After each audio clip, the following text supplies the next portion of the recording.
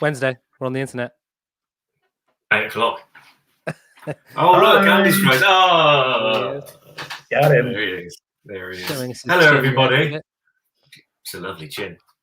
It is. I don't know. It's multicoloured, peppered. Some might say. Yeah, no, I don't know. Badger's butthole. Hi. Hello, everyone. That's Andy Convey. If you've just tuned in, we're talking about Badger's buttholes. Hi, welcome to Spring Watch. Look at this badger. Not really. Jesus. Yeah. Televised gold. Yeah. Who are we, Josh? Well, it's Wednesday. It's 8 o'clock. It's the NN Social season 3. What episode are we on? Oh, fucking hell, mate. I mean to check. Going 9. Let's go with 9. Okay. Number 9. Well, I'm Josh Astrop. Who are you? My name is Nicholas Gray. Oh. Hello. Yeah, you're right. Who are you? I am the Andrew Convey. There he is. There isn't only one. I wish I could say there was only one, but there's several I've found on the internet. Yeah. Not very friendly. Are they pretending to be you, or are they different people entirely? Nah, different people entirely. Yeah, there's a lad in Ireland, a professor in America. So, yeah. There you go. Not very friendly. Tried to reach out to him a couple of times, heard nothing back. So. You're the arrogant best, bunch, the Andrew Conveys. You're the best Andrew Convey. Thanks, I appreciate that. That I know. I was waiting for you to say you're the best Andrew Convey I know. That's what I did say. Yeah. Tom Benson says it's not your first Instagram account. What? Tom Benson says it's not your first Instagram account. It's not my first Instagram account. Tom would know because Tom and a bunch of my friends, it wasn't an Instagram account, made a fake Twitter that was so convincing people used to message and think it was me. And it'd be like things like going to the cinema tonight to watch Hellboy 2. Because I hate Twitter, so they all set a fake Twitter up. And yeah, in hindsight, I got really upset about it, but really it was harmless. But I look back on it now, but at the time I was like, it's identity theft. You live and you learn. Yeah. Okay, well, the Andrew Convey, what have you been up to since we last spoke? I mean, pretty much probably what everyone's been up to, which is watching TV. Hopefully, if you're working from home, doing a bit of work. If not, doing a bit of work. Or whatever. And going for a walk, which seems to be the only kind of mandatory thing that everyone kind of does. So it's a bit weird at the minute. It's like I keep having these conversations like on a Monday, Tuesday, and it's like, what'd you get up to at the weekend? Just all that office chit chat still exists, and it's like, what'd you do at the weekend? It's like, I did nothing. And then you're like to them, what did you do at the weekend? They're like, I did nothing. And it's like, okay, do we even need to have this interaction anymore? Yeah. Still nice to be polite. Yeah, I mean, it's nice to chinwag, but at the same time, because it's like, I know exactly what you did. You did exactly the same thing I did this weekend. But yeah, I went for a walk. There you go. And I ran. I did some running. So the good news is I can still run, so that's good. That's good. Yeah. And that's about it. I've got an exciting time tomorrow. I'm going on a work trip tomorrow, if you can believe that. So very exciting time. I've been waiting all week for Thursday. Been like, here we go. Come on Thursday. Nowhere glamorous though. Sorry guys. Yeah. Well, I mean, anywhere is glamorous that's not like the inside of your home. Yeah. Well, in that case, I'm off to the Bahamas in the grand scheme of things. I'm not. I'm off to Kent, but same thing. Trampling, same thing. Yeah. Okay, Nick, what have you been up to? Same as Andy. See? I haven't done any running. I do have my bicycle back though, so I've been riding that. It's a little bit rusty. Rally Max 2. Rally Max 2, yeah, with the speedometer. Perfect. Yeah, so it's a bit rusty. It's been in down in Emma's garden for a long time, but it's up and running. So my thighs hurt from riding a bike for the first time in ages, but it's been good. Yeah, I've enjoyed that. I haven't really done much else, to be honest. Work, obviously, as normal, but not anything of major interest, I'm afraid. What about you, Josh? That's fair enough, mate. That's fair enough. Something completely wildly exciting and different to you two. Liar. Yeah, I'm lying. I think I'm lying. Yeah, just working and exercising and walking and baking and just anything. Just give me something to do. No, not really. It's I've been busy, which is nice. Just filling time. I contemplated. Here's a thought. I'd like to get your two's opinion on. I thought about getting a console, a games console, right? Because I occasionally I have some time on my hands in this current lockdown situation. But I've had them before, and the last one I had, I forced myself to sell because I spent too much time playing it. So the question is, right? You can't get a PS5 at the moment, can you? Not that I'm aware of. No. Nick might be able to. Nick's got some contacts. Yeah. Oh, okay. Oh. Yeah. Or so it's like, okay, get a PS4 maybe. But then we're not that far from being able to go out again and stuff. So we'll probably have less time to do these things. So I'm not sure what to do. But then, but Nick, you may be having a contact that's just a spanner in the works. Yeah, well, I don't know how quickly I could get a newer console for you, but might be able to get one or source one for you if you decided that you wanted one. Okay. Do either of you two play games? Not anymore, because I did the exact same thing Josh did, which was get addicted. I once played BioShock for 16 hours straight, and I realized it was a problem, basically. So yeah, I've been very hard on myself. As much as I used to work with Nick, so I used to work for the same video game company, and I'd see games all the time and be like, this is the one that's going to make me re-buy a console. And I never did. Like Red Dead Redemption 2, I was convinced I was going to buy a console again just to play that game. But thing is, I can just watch the video on YouTube and go, okay, yeah, I get it. I get what it's about, you know. Yeah. So yeah, Nick's the better person to speak to. He's a gamer. I'm not really. It's not going to give you that full immersion that you require just by watching someone else play on YouTube. But it's a good way to figure out if a game's for you. Definitely. Yeah, I'm a very casual gamer. I did play Red Dead Redemption 2 and I loved it very much. But I only really play Formula 1 these days. Like an hour, maybe 2 hours a week at most. So I've managed to ration it down and not go completely crazy and like I used to in my youth. But yeah, I mean, there are plenty of games to play. The problem is that I had the same thing as Andy, where you get one game that you're completely obsessed with, and then days go by and you've done nothing. You've just played those games, which is still fun, but you know, it's like, oh, what have I done with my day? Yeah. As my friends know very well, BioShock is my one that I got completely addicted to, because the problem for me is if it's got a good story, that'll hook me. You know what I mean? So, and some of them now are so cinematic and built for that whole purpose that you're just like, I want to know where this story's going to go, and then that's it, you're hooked. Then.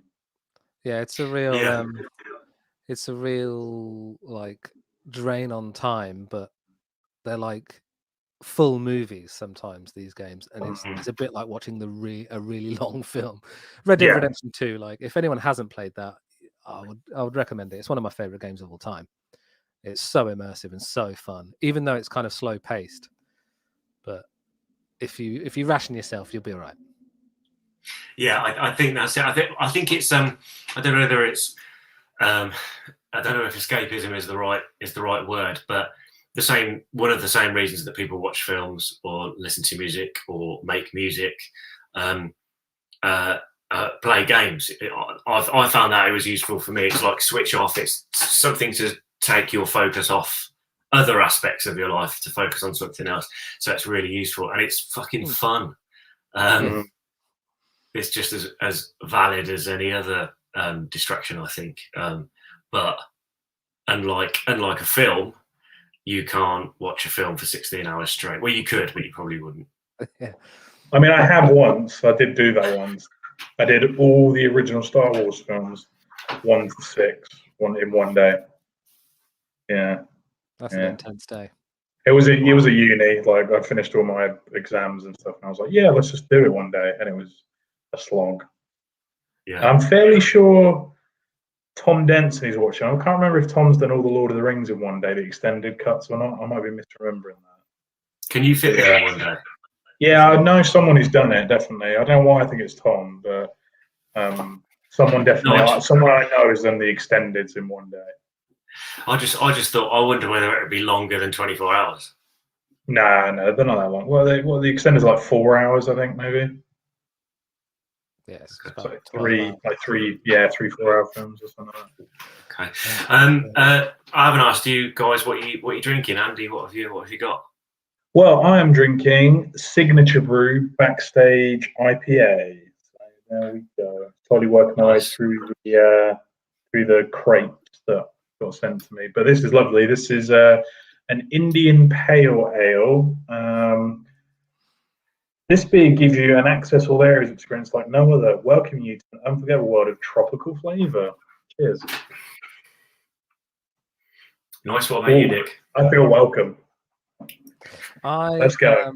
On this day of St. Patrick, drinking a Guinness. Oh, a drop of the good stuff. Yeah, it's black, it's smooth, and it gets me drunk. So, bottoms up. Nice. What are you drinking, Joshy? I'm afraid it's green tea with honey. I thought you were going to say Bovril. Pint of the black stuff. Yeah, I'm also drinking something black and smooth, Bovril. Yeah. Meaty. Gravy. I always have that obsession with Bovril, which is like whenever I go to the very small number of times I've been to like Northampton Town FC games, and I'll be like, I know what I'm going to do. I'm at the footy. I'm going to get a cup of Bovril, and I'll have like 4 sips of it and be like, like, I do it every time. And then when I went to uni in Southampton, I went to like Southampton games every now and then.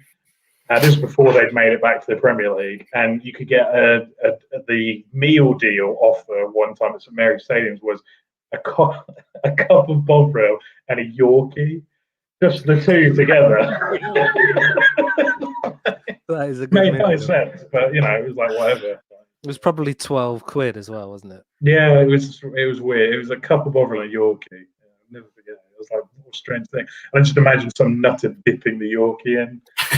Well, that's an idea. That could be the trick. Yeah, that could be the trick. Yeah, not into that. No. No. Tom said he did the regular ones. Lord of the Rings, not the extended cuts. Not bothered. I know someone who's done the extendeds, and I'll have to think, but you won't know. I'll say their name, and you guys will be like, I don't know who that is. Yeah. So probably pointless for me even trying to remember. Probably. Nice. Yeah. Well, Matt Bird's drinking red wine. That's good to see.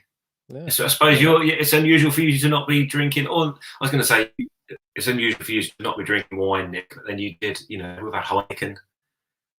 Have we? Yeah, no. I like to mix it up. Yeah, I like to mix it up. A bit of everything. I did forget it was the birth of St. Patrick until on my walk home I saw a load of girls posing for photos, like they were going on a night out, but they just posed and then went back into their flat, and I was like, oh, that's really sad. They were like, yeah, St. Patrick's Day, and all had like Ireland shirts on and stuff, and then they were like, okay, let's go back in now. I was like, oh. People will do for the gram, eh? Yeah. Got to keep that feed rolling. Crazy. Craziness. Yeah. So yeah, happy birthday, Mr. Patrick. The birth of St. Patrick. Good on you. Yeah. Good. Right up there next to Jesus. Great crack, isn't it? Yeah. Have you ever been to the Guinness store factory in Dublin? I have. Yeah, I have. Yeah. Yeah, I have. It's I don't want to put a downer on it. It's not as good as you think it's going to be. I was expecting Willy Wonka's chocolate factory, but Guinness, it's not like that at all. I must say, it's very corporate. So I was disappointed. But then again, maybe that was my expectations I was putting on it. It's nice. It's like a clean museum. I think if it was like Willy Wonka, like, you know, there'd be like a river of Guinness to like. Yeah, and what's the problem with that? You know, It's just not very. I just like the thought of like instead of Oompa Loompas, it's just a load of very small Irish men like who are very angry. Leprechauns. I didn't say that. I didn't say that. The good thing is though, they do have a bar at the top. That's their 360 view of Dublin, and you can have a beer at the top. That's worth it. But if you're expecting Willy Wonka's chocolate factory, you're not going to get that. Okay. I don't know if it was there when you went, but there's a really good section of past Guinness adverts, which some of the Guinness adverts have been amazing back in the day. So there was a good like historical little museum of Guinness ads. Well, that was pretty fun. I always remember the one where it was like horses running in the waves. Yeah. And it was like do do do do do do do do do like that. I remember that one, but no more. I don't. Yeah, well, there's the one I can't remember. It's a weird like Latin jazz song with a guy. Sorry, I just read a comment. Around in black and white. Lee Iron says, as a small angry man of Irish heritage, I'm offended by Andy's comments. Well, I am also of Irish heritage, but I'm not small, baby. There you go, Lee. Is small either. Lee texted me actually and was asking if I had something of his, a guitar pedal, and I was going to text him back. Now I saw that years ago, mate, but I couldn't bring myself to do it. So yeah, no. Still, I've got it, mate. Safe and sound. Good. Cool. I think Pedalgate.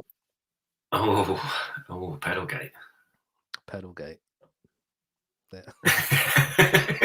Okay, moving on. I think it's probably a good time to get on this week's guest, I reckon.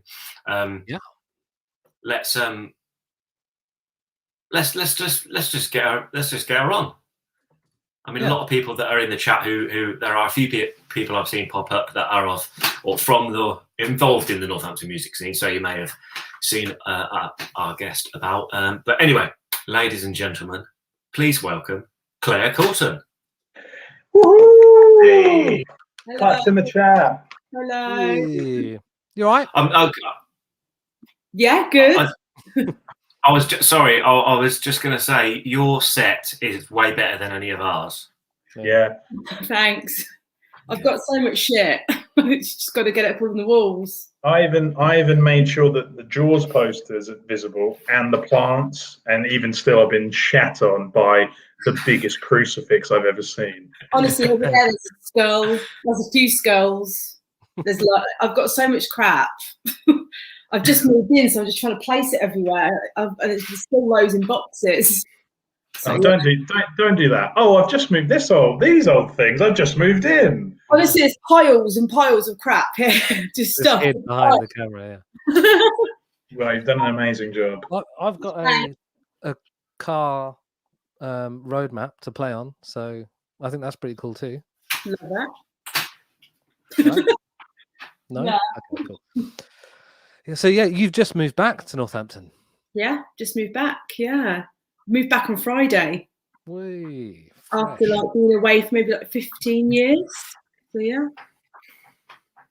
And what's changed? What's closed? Are you sad Oliver Adams is no longer around in Northampton? What? It's gone? Yeah. Sorry, mate. Yeah, hate to break it to you. Wow. I mean, I haven't really had a chance to probably have a look around, but I've heard it's like a ghost town now. There's nothing there. little bit, yeah. A little bit. Kind of sad. We were just talking before and said that like it's sad that like the sound house is gone, and you know the Road Mender doesn't have as many gigs it did when I was growing up. Like doesn't seem to be the music scene. Like obviously Spinner Disc went ages ago and things like that. That's kind of sad. Be nice to see something come back. Yeah, Spinner Disc especially, that was a big part of kind of, for me, like discovering music and kind of growing up, because they were always the record shop that could kind of get you what you wanted. It might take them a bit of time, but I could be like, hi, I'd like Under Oath's third album, please. You know, it came out on some Christian record label, and they'd be like, no problem. And then a month later, you'd get a phone call being like, we've got that record for you. What record? Oh, yeah. But that was always the gem of Spinner Disc. Get a record off to the graveyard, sit about. Now, Claire, can I ask, which group were you in? Were you hanging around? Were you the kind of group that hung around outside Spin Disc but didn't venture in, or were you brave enough to go in there? I used to have that free poster box they had. Yeah. When they had the promos in the windows, I used to put them in the box. I remember I got like a Kills poster from that, the Kills. That like, and I used to get I used to discover bands from that box. So I used to go in. I used to get like Queen Adrena records on order. Yes. Yeah. And then used to like just hang out in the graveyard, pop down to Spun Out, buy those massive trousers that you soak up the water. It always had like a couple of inches of like a darker tone to the jeans. Yeah. And then eventually the back would fray. Yeah. That was always a sign of a very good pair of jeans, where you walked on the back of them and then they started to split. That was always the gross thing.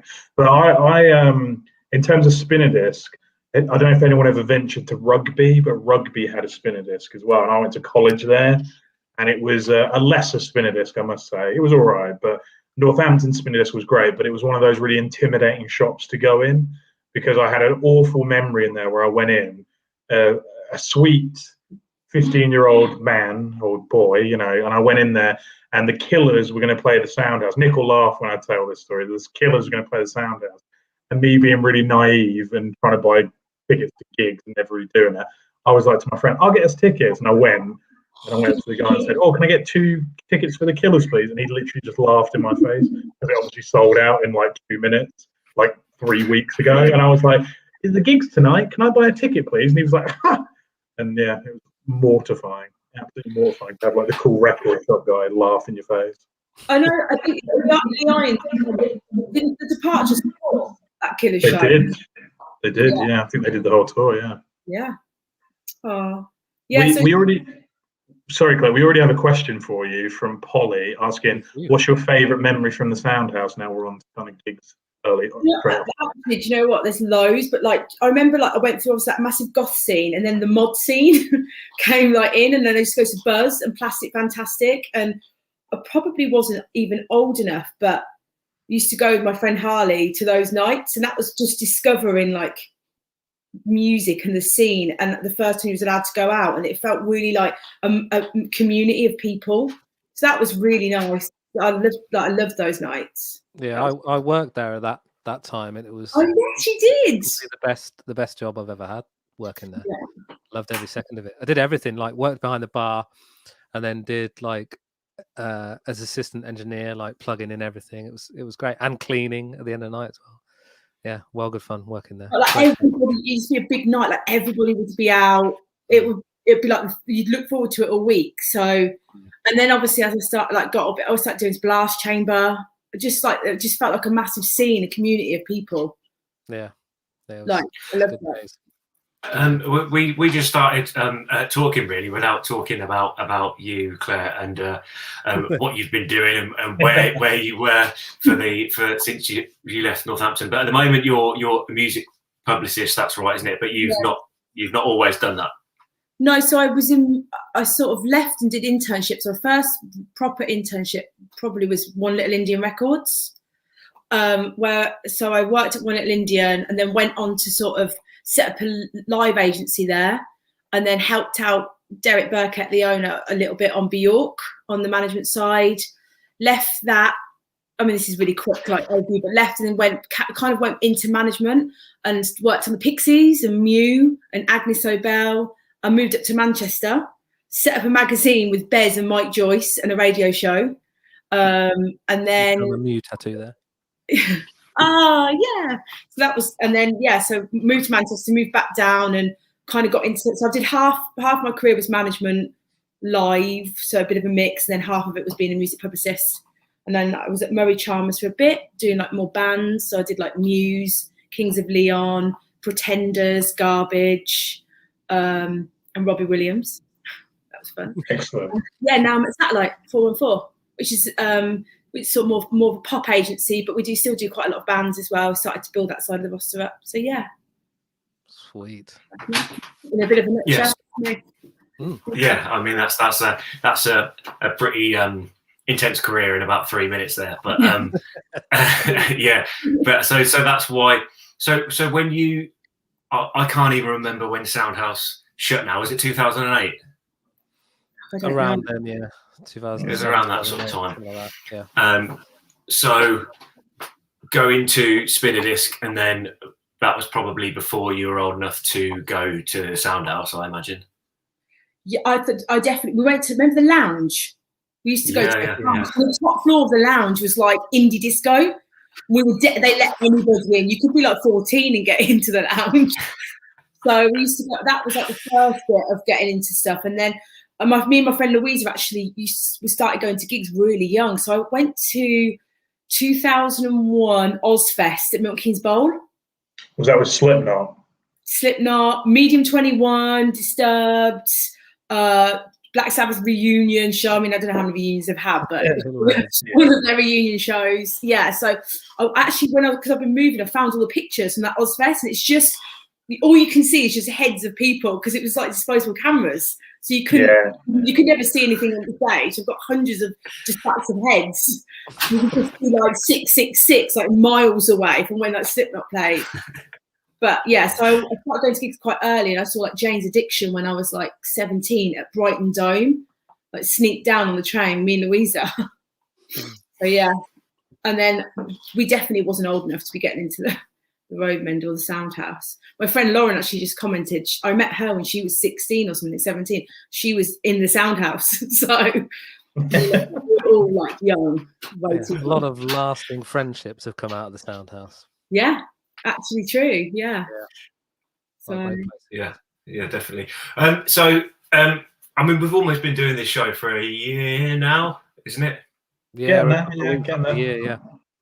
Okay, so and obviously everything's changed in the last year. But how was your job? How was your career? Your day-to-day changed? Yeah, we've still been quite busy actually.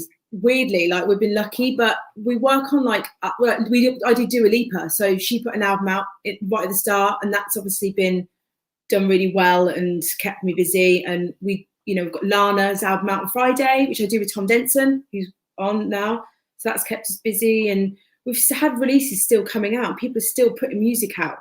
It's just the live side obviously has changed, and I think that's been hit the hardest, more so than like putting records out. So for me, there's still stuff to sort of push to press. Haven't found that it's slowed down. Like maybe it has for other people, but not for me. Yeah. Have you found some bands have like delayed record releases because of it, or they've just gone ahead with it? I mean, right at the start, people were like, because it was so new, people were like, should we put stuff out? But people are still consuming music. So people are still buying music, buying records. So I think as we've gone into the pandemic, it's become aware that people don't need to delay releases. I think at the start people were thinking, I think Gaga did, didn't she? She delayed her release. I don't know, but like I think right at the start of the pandemic, people were like, is this going to affect stuff? Because obviously people, when you put a record out, if you're a big artist, you do touring bundles, so you put your tickets with your records. So they're trying to think of new ways to do that, but then obviously the live streaming come in, so they were selling tickets to live streaming. So I think we just adapted as an industry.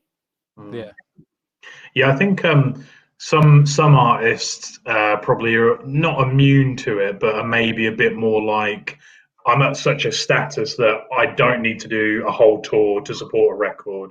You do a Lipas of the world and you Gaga. So I think as much as they tried to adapt, they're probably in a bit more of a better position that they don't have to rely on touring as much traditionally as say a band does potentially. Yeah, exactly. And people coming up with like new ways of doing things. Like during there was a gap in the middle where I can't remember the name of it. It's the brewery in London. They were doing the little shows. They put those little like socially distant shows on and things like that. I think it was Signature Brew actually. Yeah. There you go. Yeah, that was it. And they were putting on, and that was amazing. It's like you saw like bands maybe in smaller setting, which is quite nice to take it back to that a little bit. You know, I don't know how sustainable that is financially, but it's quite a nice idea, you know. Yeah, for sure. Yeah, it's difficult for the kind of, I guess, like the indie or the rock like guitar bands, because they don't get as much kind of press or radio play or stuff like that, and a lot of the income does come from touring. Yeah. But, I guess with a lot of your acts, people like Dua Lipa and Lana Del Rey, like it's such a big fan base to go straight out to, that perhaps touring wasn't quite as essential for them for the release. But we do like some newer bands. Like I look after a band called Wargasm and Cassiette. Yeah, so they're doing like finding new ways to like obviously just having to like, push that live stream stuff, and you know they supported like the Youngblood live stream. Like Cassiette jumped on that, and there's a big audience there, so it's like using the audience that's there, like maybe with like people that are a bit bigger than you in that band world, and sort of jumping on it to like keep building as an artist. You know, there are ways to do it, but you know, it is hard for like rock bands because like the touring aspect is a big part of. That's how I discovered music, and that, you know, growing up is going to see bands live. So like that is sort of a hurdle that, you know, people having to overcome at the minute. But things are we're starting to announce shows. Obviously, Reading and Leeds sold out straight away. Yeah. So hopefully, like once we open back up, that you know, craving for live music, because everyone got maybe a bit complacent. It was like, oh, because you got bands all the time, and you could just go and see a band whenever you wanted. So hopefully, maybe this makes people more, you know, willing to buy tickets, go and see shows, and you know, maybe as things start to open up, and I hope Reading and Leeds get to go ahead. Yeah, definitely. I was a bit nervous when Glastonbury cancelled. I thought, oh, Reading and Leeds might go again, but they seem to kind of be sticking to their guns. Really, I thought Glastonbury kind of lead the way in that, and just like, oh well, yeah, we're not going to do it. Yeah, Glastonbury's a little bit earlier in the year, though, isn't it? So yeah, they were kind of rushed into making a decision a little bit more, weren't they? Oh, who's unmuted? Got a little bit of feedback there. That was weird, wasn't it? Question. All right, Josh. A question that I've got is: so, how did going to the sound house and spinning a disc and sitting in graveyards lead you into your career? Like, what was it that made you kind of make that jump? Well, I just was obsessed with music, and then I actually applied. Do you know what? I got a job at St Andrews as a bank nurse. But at the same time, I was applying for internships, and I think I must have sent like, I don't know, 60 applications to every record label. The only one that got back to me was One Little Indian and said, do you want to come and do a 3-month internship? And it was unpaid. That's also something that's changed a lot recently, like unpaid internships. And it's not like it used to be like 15 years ago, which is a good thing, because it was a massive struggle to do it unpaid, but I kind of made it work, slept on friends' floors and stuff. And then from that, I was lucky enough to get an actual job, like an actual role at One Little Indian.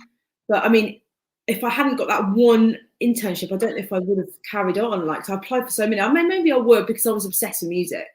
And I couldn't really think about doing anything else. So, but yeah, it was doing an internship for me. I didn't go to uni. Well, I did go to uni, but I didn't finish any of the courses that I attempted to do. I think I attempted to do like 4 different things. Yeah. But I think you're another prime example of so Tom, who is watching, is one of my best friends, or my best friend Tom. He's in the list with Nick, as Nick likes to point out, where he's in the top 5. But you know, Tom, I like to point to Tom as a bit of an inspiration in terms of anyone who wants to get into music. We do have a question from Sophia asking, what advice would you give to young Northamptonites who want to get into music? And Tom's a great example, and you as well, Claire, in that Tom didn't study music or anything like that at university or anything, but just slogged at it, got an internship, got built, kind of climbed up through the ranks that way. And you've done a very similar journey in that sense as well. I mean, honestly, my mum and dad were like, after maybe like 4 years or 5 years, because I applied for like, as I was going through, like I think I went to 3 job interviews at William Morris and didn't. I think my friend Polly's watching. I even brought a suit, which is like so not me because it's a really corporate place, William Morris. And I went for 3 interviews, and then they told me I just wasn't corporate enough. I was like, what? That was quite. You fucking what? Yeah, you what? Bigger shoulder pads in the suit. Yeah. It was such a horrible suit for Marks and Spencer's, like really like terrible, like skirt suit. Oh, it was so bad. But so like but like that was 4 years in, then maybe 6 years in, I was still sort of like not getting where like, it was up and down all the time. So like finally, like I'm where I want to be, but like it's taken a few years. You've got to just keep going. It's easy to give up. So yeah, it's like all facets of the music industry are extremely competitive because so many people want to do it because it's a great place to be and great job to do, no matter what part of it is. So props to you for getting stuck in and getting there. Polly agrees it was the worst. it was fucking terrible. It was so like, you know when you get one of those ones off the rack, like ill-fitting. I don't know what I was thinking. It was just, I think I wore it was £100. I think I wore it once. It was terrible. So yeah, that. Have you still got it? Probably. I'm such a hoarder that I wouldn't be surprised in this house. Yeah. Awesome. Should we listen to some music? Yeah, we've been talking about it. Yeah, I think we should. Yeah, let's do it. Sorry. Yeah, I'll introduce it. Yeah, cool. So this week we've got a performance from Jess Orestano. The track is called Hey You. I will post the link to more of her stuff afterwards, but it's amazing. So hope you enjoy it.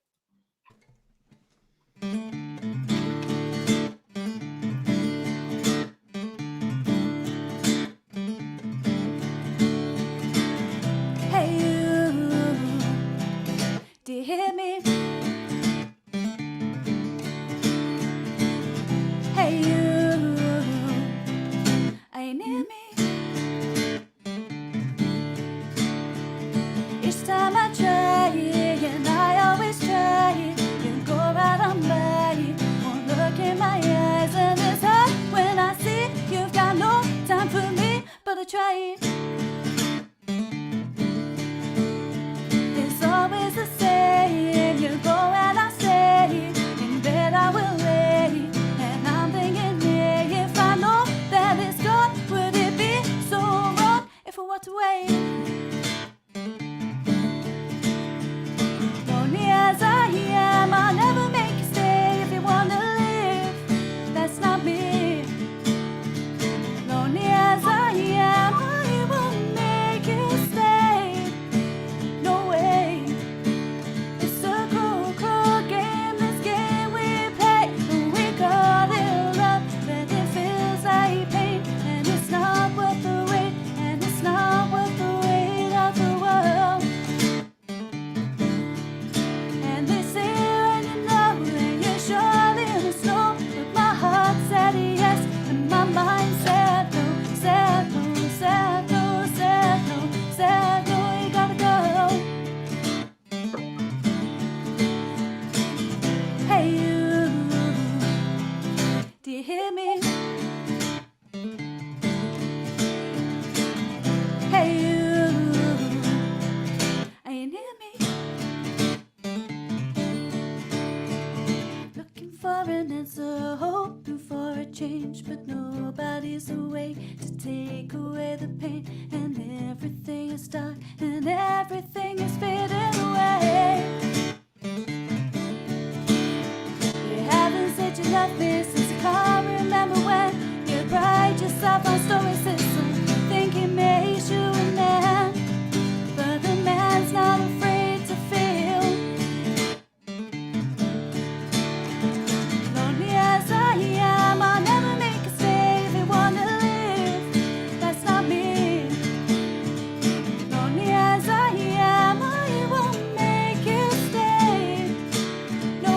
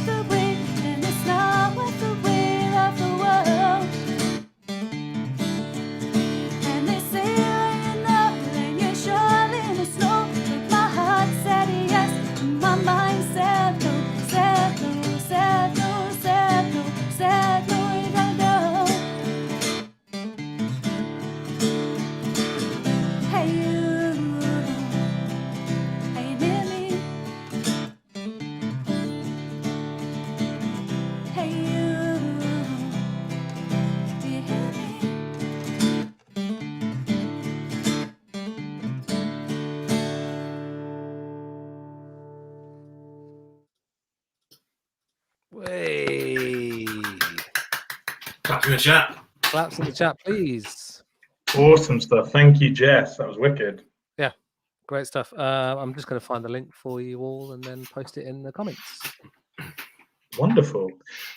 We've had a question, and I'm not sure if, I'm assuming it's aimed at you, Claire, but it might be aimed at all of us, but I don't really know. So Jennifer Davis asks, what is the future of the Northampton music scene, and do you see yourself using your experience to create something new in N-Town? I'm assuming that's at you as you've moved back to N-Town.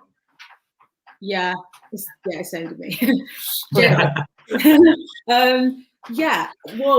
Actually. So we were saying just before when we were chatting, like, that obviously there's a lack of stuff for the, like, it's sad that it's not the same experience that I had growing up. There was so much stuff to do, like the lounge, the Robe Ender, the Sound House, Spinner Disc. So it would be nice to see something like that. And I am thinking of maybe doing something like that. So it's very early days. I've literally not even been back a week. So, but it is something that I'd love to do, and maybe open something similar to a rough trade.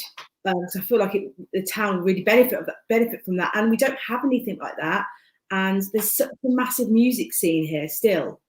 And the music history, you know, with everything from like Bauhaus all the way through to, like, there's been like amazing bands down to Slow Tie coming through and that kind of stuff. So I really think it's such a rich music town that it would really benefit from something like that. And I do think, like we said before, like it is in a place on the map that could benefit from touring bands coming from Birmingham to London. So I think that maybe, yeah, it is something I'd love to do and explore more.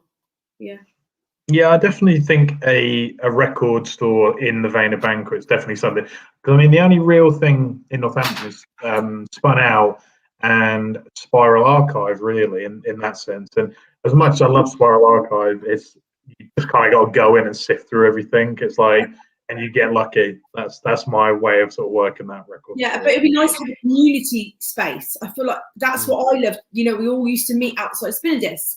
That kind of vibe. I feel that the kids now don't have that.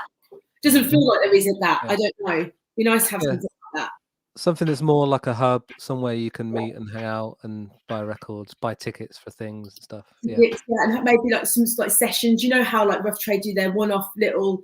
If a band is in town playing, they come and do a signing there. I remember seeing like wait queuing for Ash at Virgin Records, things like that. I can't imagine Northampton having anything like that now. And there were big things like back in the day for me that introduced me to music and excited me about stuff. I was like, we queued like all the way through the Grosvenor Centre to get that CD signed, that kind of thing. You know, and I feel like, you know, that way back in the day, there was so many like bands, and they used to play like, what was it called? Is it called the Black Prince now? Yeah, the Racehorse. Yeah, it was the Racehorse, Black Prince. Yeah, room with the Racehorse, all that local bands, and everyone used to go. And I feel like it's lacking that a bit. So it'd be nice to bring something like that back. I feel like as a town, it really deserves that. I think, you know. Definitely. Yeah, I totally agree. The last signing I saw, I wasn't there, but I witnessed it as I walked past in the Grosvenor Centre, was Peter Andre at the perfume store. So, and the queue was probably as long as Ash's, I must say. If not longer. Not longer. I think he just won Daddy's Ketchup's Dad of the Year, so he was hot off the press at the time. Yeah, Daddy Sauce, he won Dad of the Year. Peter Andre. I was at the Ash signing, Claire, as well. Was you? But also at the Billy Piper one. What? Oh. I think we've spoken about this on about Billy Yeah, Piper. didn't you try and get a Jehovah's Witness thing signed? The Book of Mormon. The Book of Mormon, sorry. Book of Mormon signed by Billy Piper. Well, we didn't, because she said no. Well, she was only signing copies of her CD single that had just been released that week. So we was it because we want to? Oh my God, that's pop. Yeah, possibly. What a tune, though. What a tune. Yeah. Taking me right back. Actually, Sophia just said the fish market. That was good when the fish market. Was awesome. Yeah, that was awesome. That kind of vibe. Well, I want that back, you know. Yeah. You've not even been here a week. I'm like, right, I want this. I want that. Well, I will. Yeah. I will say, after our experience 2 weeks ago, that I think the lab has the possibility to become a little hub in Northampton for sure. Yeah. Yeah. So they're doing great work there, and they've got big plans for it. So I'd suggest, Claire, maybe if you haven't been for a while, check that out when it reopens. It's very cool. Yeah, I think they've got some good plans there. I think one of the things that I try to be careful about doing is when you think about thinking back to the Sound House and the Fish Market and all of these and Spinner Disc places that were really cool and we grew up with, it's easy to look back with rose-tinted glasses because these places weren't perfect. They were great. They were really good, and I'm so thankful that we had them. But I don't think we want them back. I don't think we want I don't think just recreating those things again is just a bit of community, because I just feel like if I'm trying to think one of our interns at Satellite is from Northampton and chatted, and I don't know if there is that space for I know they weren't perfect, but I feel like at least you could you go in Sound House tonight, or do you know what I mean? You had that option. There was places to go, so I feel like it'd be nice to have something like that back here. Maybe. Yeah. I agree. I think we do need something similar to Sound House or Spinner Disc or whatever it is.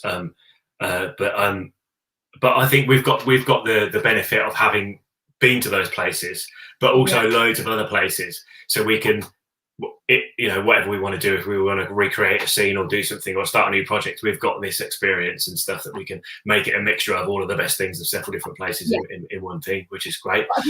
One thing. Don't use your camera. Sorry. But no, one thing I wanted to ask you, music buying habits have changed since the days of Spinner Disc.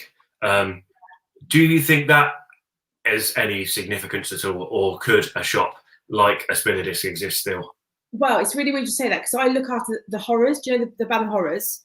Yeah. And they've just put an EP out, and the vinyl sold out really quick. So people still want records, and I've got it actually. If you want to go get it, it's a blood splattered red vinyl. It's amazing. So I think people still want that. It's sold out super quick.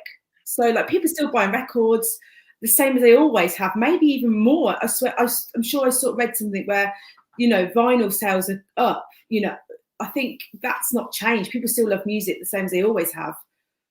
I think it'd be you'd have to probably look at it in maybe having that, like you said, Spiral Archive. You have to go in and sift, which is fun to do, but you probably want someone that is able to get in those sort of rarer records, the collectors things, that kind of stuff. Because if you're buying records, that's the sort of stuff you want, and it's more sought after, sort of the limited edition, that kind of stuff.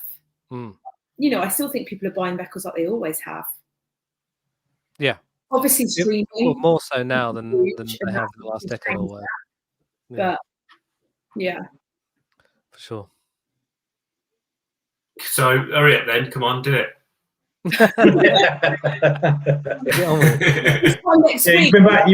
You've been back 6 days. Where is it? Come on. Yeah, we want to make an announcement on the show next week at the grand opening. Then Jen's asked that because Jen's been looking to do it with me. So we have had this conversation. I've had this conversation with Jen and with Adam Gamage, drummer Adam.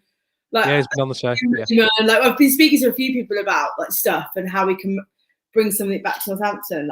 I've been here 6 days. I'm hi, I'm back. Well, if you need a hand, give me a shout. Great, I will. I will. Yeah, I mean, who do you think you are? Do you think you're like the Devil Wears Prada all of a sudden? You've been back 6 days. Coming in, taking over, back. The Devil Wears Doc Martens in this case. Cheers, guys. Thanks very much. Saw that on the spot. Yeah. Thank you. Claire, we have regular questions that we ask our guests. Yeah. So first question, who is the most famous person you have seen in Northampton? Do you know what? I can't think, but I think I did once see Daniela Westbrook. But I don't know if it was her, because her face is, I couldn't tell if it definitely was her, but I think it might have been her. And where was this? So do you know where the Jesus Centre, what used to be? There, that crossroads, crossing the road there. But I don't know if it was. It might not have been. No, it was. Definitely was. Probably was. It probably was. Going into the Jesus Centre. For anyone out of town watching, the Jesus Centre we're referring to is the Jesus Army, which was a militant religious sect in Northampton. The militant wing of Jesus and his army. Yeah. So, And it's now finally also, I just a very, very I knew some of the people there, and they were very nice. So just putting that in. not all of the people that were there were very lovely. So not all of them were militants. So let's just say. Fine people as well. a few wrong. Some of them were more thousands. Yeah. More Jesus than army. Yeah. Does anyone remember when they used to have a double-decker bus that drove around town? Does anyone remember that? Yeah. Like they used to have a blued out double-decker bus. That used to They used to have a shell suit uniform with red whistles as well, which was bizarre. But yeah, I don't remember that. Wow. Yeah. Jeez. But but I never saw Alan Carr, even though he lived here. For as much as he bangs on about Northampton, I never saw Alan Carr once. I think he lived in Wellingborough. I think he's lying. I think he lived somewhere else. Yeah. I think he was from Corby or something. Well, his dad was a coach or a scout at the Cobblers for a bit. Yeah. Oh, okay. Yeah, I've never seen him once. Or Matt Smith. Never saw Matt Smith. Tommy went to school with Matt Smith. Ah, okay. All yeah, right. and I remember it really well. When the day that Matt Smith was announced as the new Doctor Who, Tommy was like, he was in my drama class and I was a much better actor than him.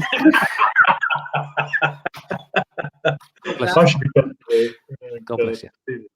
Good one. A follow-up question on the record shop you're going to open next week, Claire.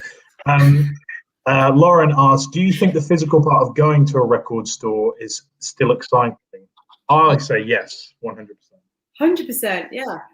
Yeah. I like that weird smell they've all got. I feel really weird. It's rough trade, even though I'm not going to buy anything. I just love going in and wandering about. So in there. I don't know what it is, just a good vibe. Yeah, definitely. It was the same as Spiral Archive, like going in there because it's like a couple rooms and you got to kind of walk around and it's literally you just do this for an hour. Yeah. No. Love it. No. Okay. But I agree. So yours will have an exciting feeling, yeah? Oh yeah. I think. But yeah.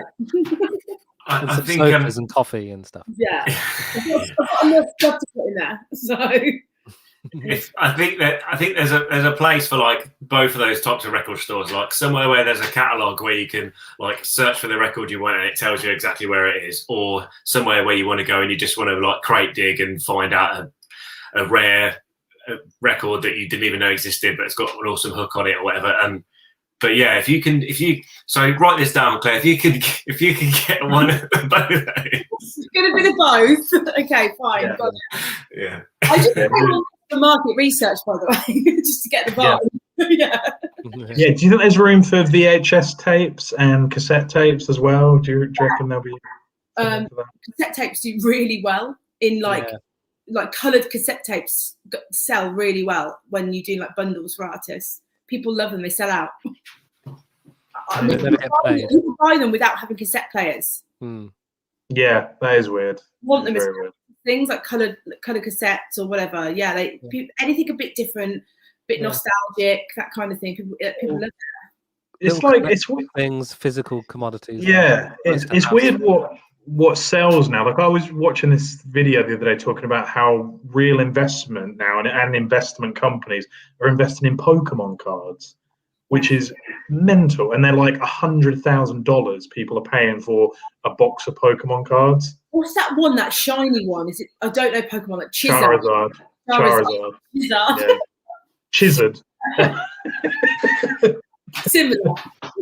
Yeah, close. This shiny Charizard, that is rare. That is rare. That is rare indeed. Yeah, that is rare. But yeah, it's just weird what people kind of invest in now. And someone was saying to me those Funko Pops, those little plastic kind of, big head toy things that are like from TV or film. Those are now the new investment thing that people are now starting to backdate invest in, which again, weird. Absolutely weird. Would have ended up in a landfill, Remember Pogs? We have those really good Pogs. Yeah.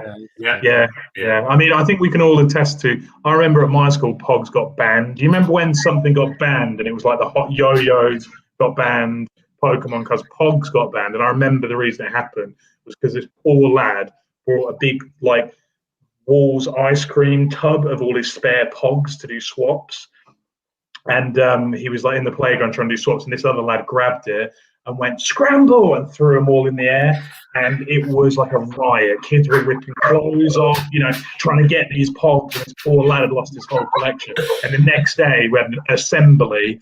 The teacher was like, fingers on lips, Pogs are banned from the school. We like to sit there like, ooh.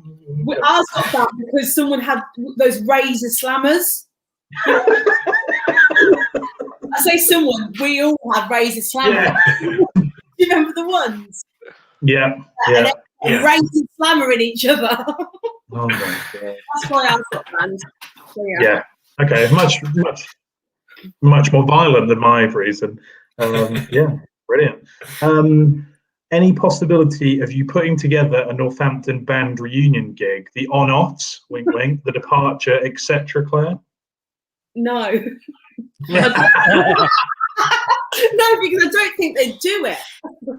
I don't think the departure would. Yeah. I mean, Lee could comment. Yeah, Lee could comment. Like Danny's in Tom Grennan's bands. Like everyone's in new other bands. I don't think anyone's. Do you know what I mean? Like going to do it. Yeah. But, shout out. Who wants to do a Northampton reunion gig at the Sound House? New Cassettes? Do you think New Cassettes would do it? No. Yeah. They wouldn't. They wouldn't. Four of them would. There's a fifth member that wouldn't. Kapowski might. They'll do every reunion gig going. Who wouldn't do it? No comment. Well, who wouldn't do it of New Cassettes? Yeah. Me. Love it. Yeah, him. What bands were there? Northampton bands, big ones. I'm trying to think. Who was it? We've named them all. I think we've named all the popular ones. Do you remember Defenestration? Yeah, they'd do it. They'd do it. Definitely. Yeah. Love that.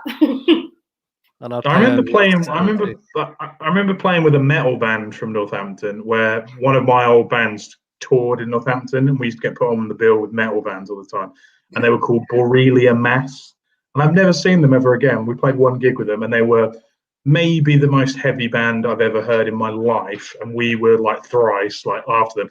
And I then found out after the fact the headline band we toured with purposely picked heavy bands to put on before us because they thought it was funny that we had to follow them every time. And the last night in Northampton, they put maybe the heaviest. It was like Dillinger meets I don't know, like Black Rose Burial. It was mental. Metal band, folk band mashup vibe. Yeah. All the bands just don't match. Yeah. That is one thing I miss about local gigs, where it's a mishmash of anything. That's definitely one thing I've missed. Tell you one band, Northampton band, Oh Boy, because they were one of the best Northampton bands. Did you work with those guys, didn't you? I fucking love Oh Boy. I all the stuff they put out was amazing. Yeah, brilliant band.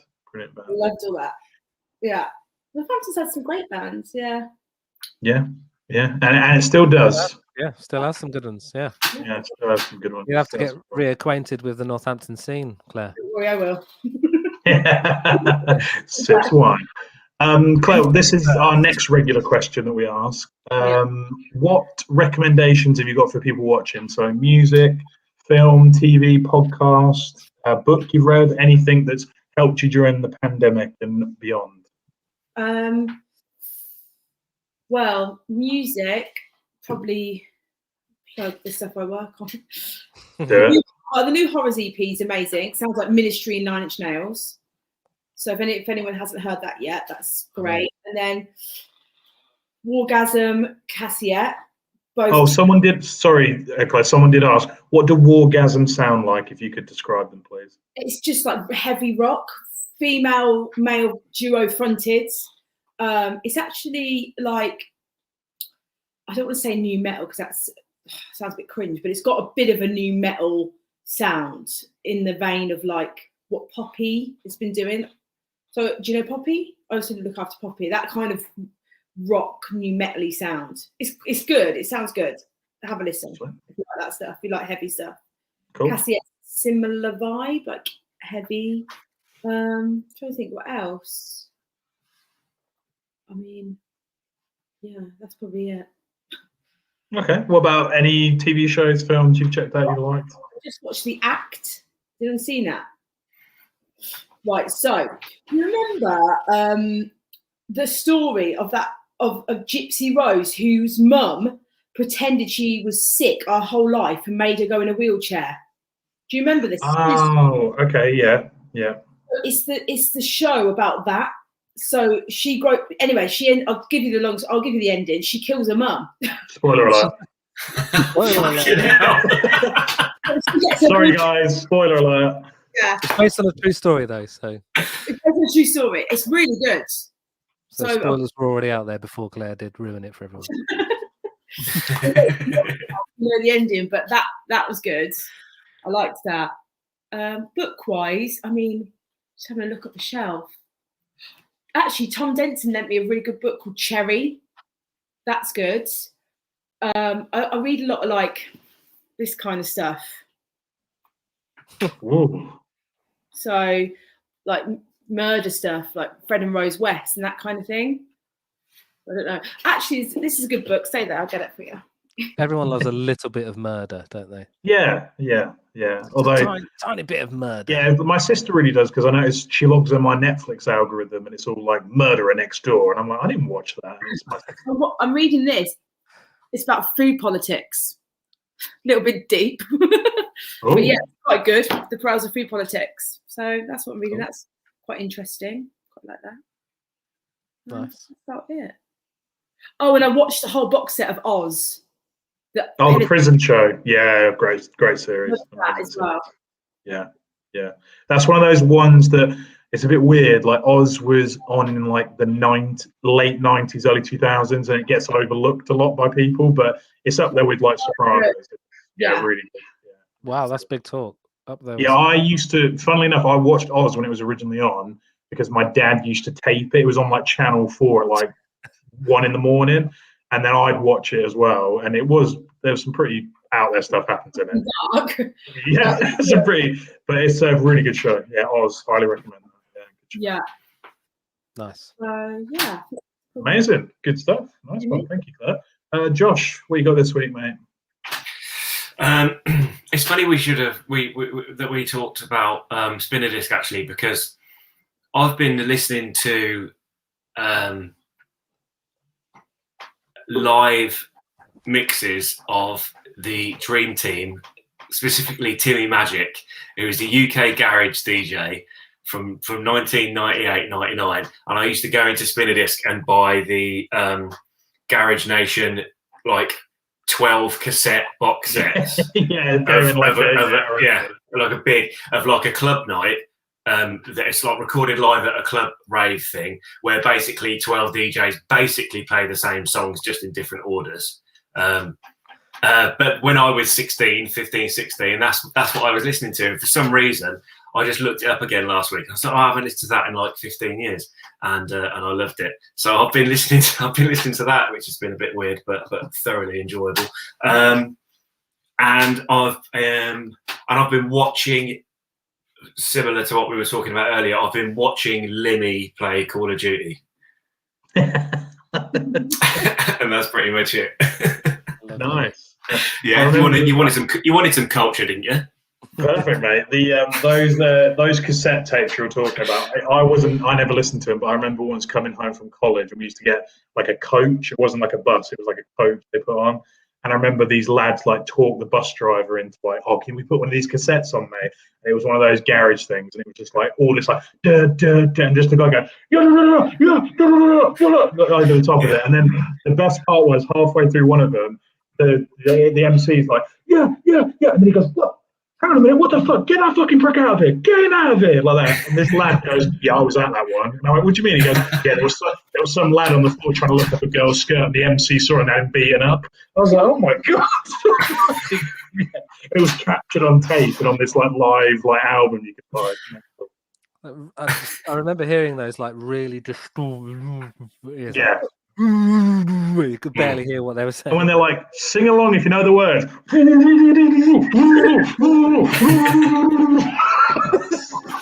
That is exactly it, right? Because I was like 5 minutes into one of them that I think it was the first one that I found on YouTube. There's only a handful on there, and it was like really, really bad quality. I mean, it sounded like it wasn't even recorded on a cassette tape. It was something from 30 years before. A gramophone.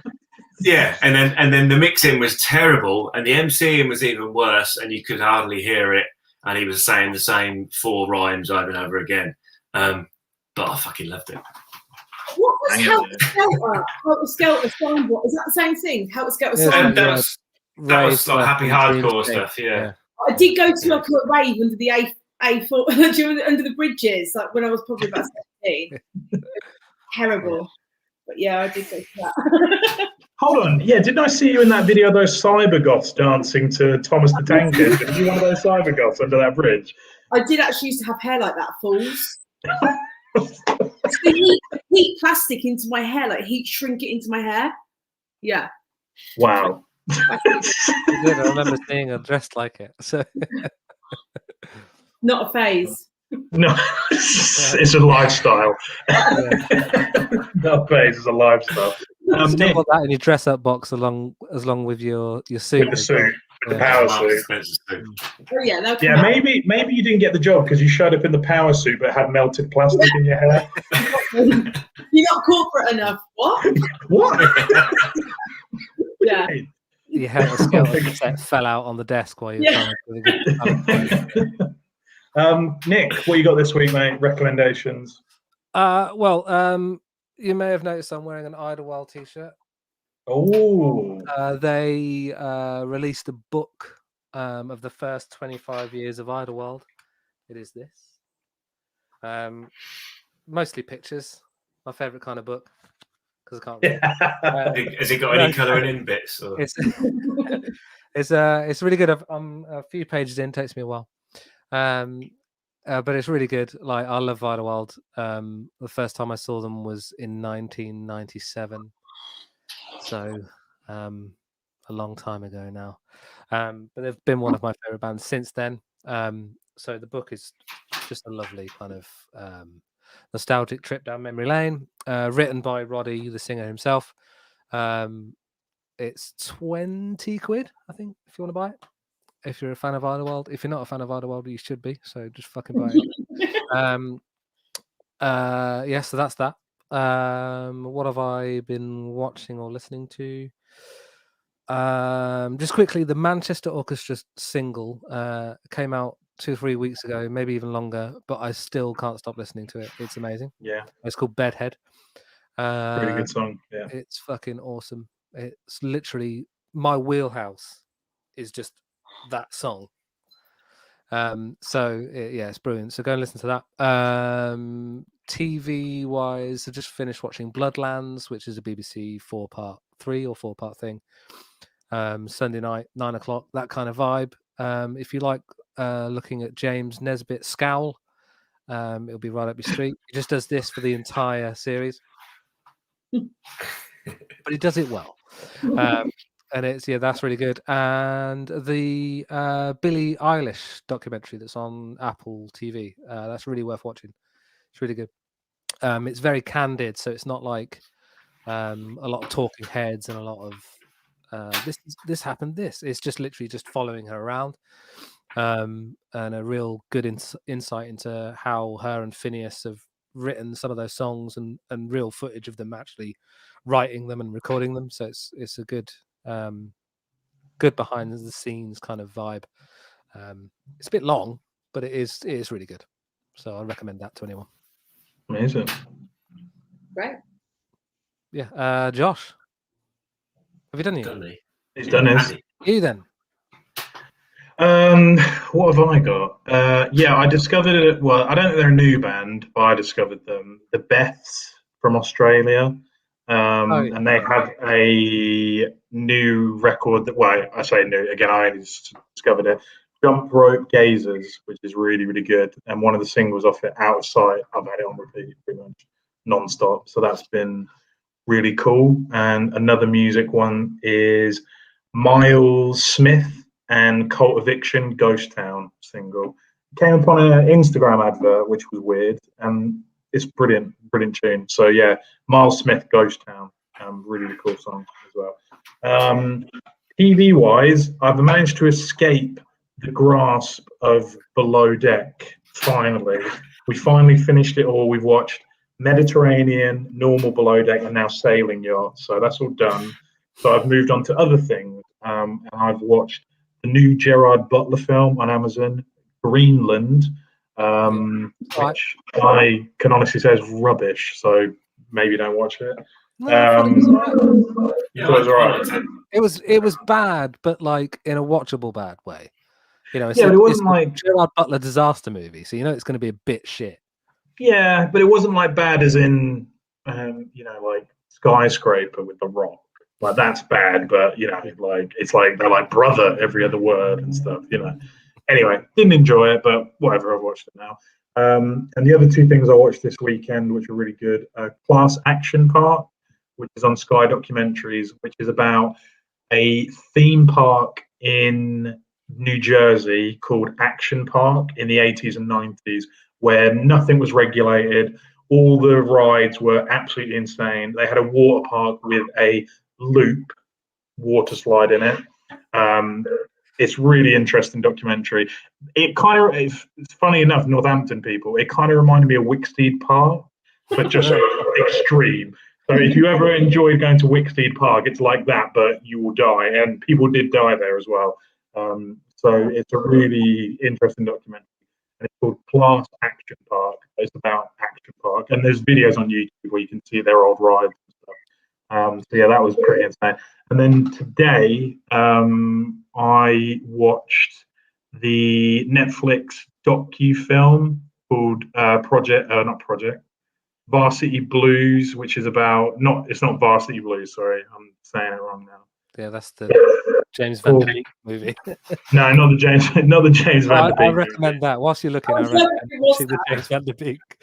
Sorry, it's called Operation Varsity Blues, and it's about the college admission scandal that came out last year or the year before in America, where rich people were paying to have their children admitted to Ivy League schools in America by faking tests and faking that they were water polo players and stuff. Yeah, really interesting. But it's like a docu-film. So is that the one that's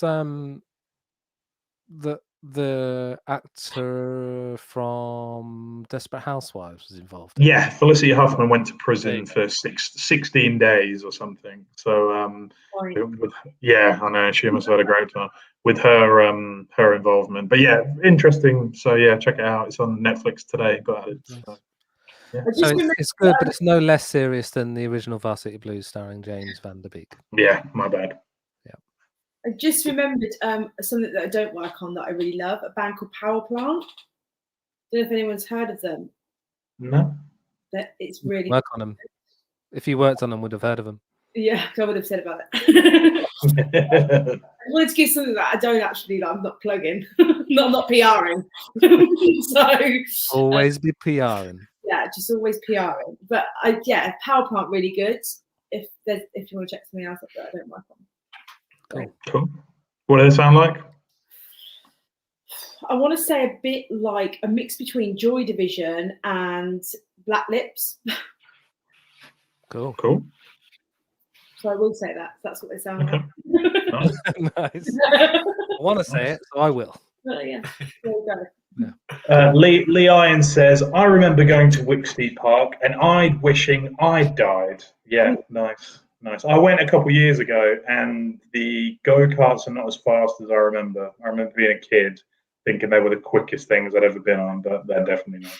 To be fair, I am a 20-stone, 30-year-old man now, so probably that's why it was slower as opposed to a 6-year-old 2-stone. So. They're always shit rides, don't worry. Although they got rid of the bumper boats. Do anyone remember the bumper boats? Yeah. Where it was like bumper cars, but you're in a boat, basically. Too much petrol, probably. Yeah, and that's it. They stunk of petrol. They had like a proper, like a lawnmower engine attached to them. Yeah, two-stroke. Yeah. Amber says, I had a friend who worked on the Hook a Duck at Wicksteed. She actually almost died. What, on the Hook a Duck? Did someone hook her? Yeah. Where did the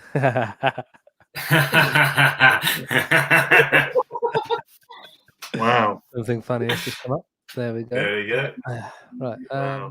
Anything else to add, Andy? No, that's real- my best friend. you That's my relate best friend. perhaps? Yeah, that's my best friend. Brilliant. Ruined it. Spoil it now. Spoil it. He's a shame. 31, everyone. He's 31. Aw. I'm 34. I just forget my age now. So sorry. Yeah. Like, Amber's just dropped this great bombshell about someone. Oh, come who on, almost Amber. died, and then- How did your friend nearly die on the Hook a Duck? Yeah. What happened? Yeah. He set up NDAs. set up, At Wicksteed Amber set up a Park? new private email address. Share it with us so we can all email in. And then social secrets at Yeah. gmail.com. If you can't divulge the details, don't Yeah. give us the tidbit at the beginning. Yeah. And actually, in my defense, I was 30 when I went. So, sorry, I just had to think of it for a minute. I was 30 when I went.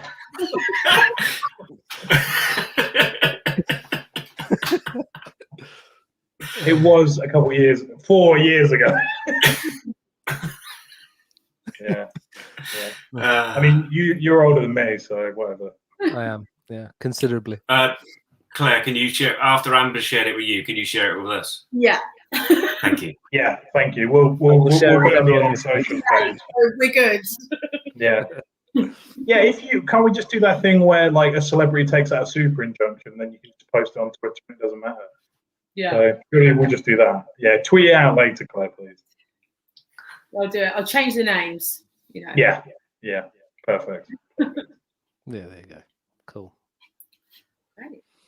I won't rest. Um, until I know. Oh, it's going to be juicy. I can't wait. The Hook and Duck. Pub name. The Hook and Duck. What's the last question I'll ask you? What's the weirdest pub name you've ever seen? God, that's Oh, what's that fucking terrible one in like near Western Fable Village? It's like the Road to Morocco or something. No. Yeah. What the fuck were they doing thinking about that? The weirdest one I ever saw was the Frog and Radiator. No, shut It's a up. good one. Yeah, Good one. and it had as its sign outside, it had a radiator and a plastic frog sitting on top of it. I went to From Peep Show. I'm trying to think of it. Free the pedos. Free the Pedos. No, isn't it the Swan and Pedo? Or something? No, it's where they take over the pub and Super Hands is like, we should call it Free the Pedos. He's like, keep the washing machine there. Like in the middle. Yeah. Yeah, because people will come in, it'll throw them off. They'll be like, what? He's They like, probably think it's a washing machine. no, we'll leave the washing machine there. It's a deal breaker. Like, love it. Well, Yeah. Amber says that the story about a duck, Hook a Duck, someone dying, it involves a duck and a slush puppy, which would be a good name for a pub, the Duck and a Slush Puppy. Duck and Slush Puppy. Yeah, Duck and Slush Puppy. And Lee Irons comes in with the pub in the Young Ones is called the Kebab and Calculator, which It's again, gold. great pub name. Great pub name. Yeah. Well, great. I think we're pretty much at the end of the show now. But Claire, we normally get our guest and us to vogue on the screen. So you strike a pose, like Madonna said, and we ask people watching to take a screenshot. If you can tag us at the NN Social, or if you're friends with Claire, you can tag Claire and put it in some sort of embarrassing group chat, maybe, that she's going to see later. You're like Instagram, my friend. There we go. That's exactly what we want. So we will strike our Vogue poses, and then Before I embarrass myself, go on. no. You pick your own. It's up to you. You there's nothing to do with us. It's all on you. You have to strike. Yeah, you No, have we're to all vote. doing it. No, we all vote, but you have to have your own unique. I mean, personally, if I was you, I'd pick the crucifix off the wall and like. Aha! See, there we go. Yeah, perfect. Perfect. First lobster on stream. The perfect prop. Yeah, I must say the perfect prop. Okay, so in 3, 2, 1, let's vogue. And take your screenshot, please, people watching. And in 3, 2, 1, unvogue.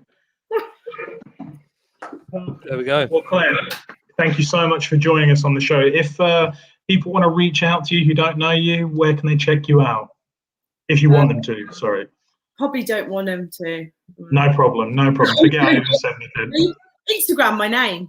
I'm on there. There we go. Yeah.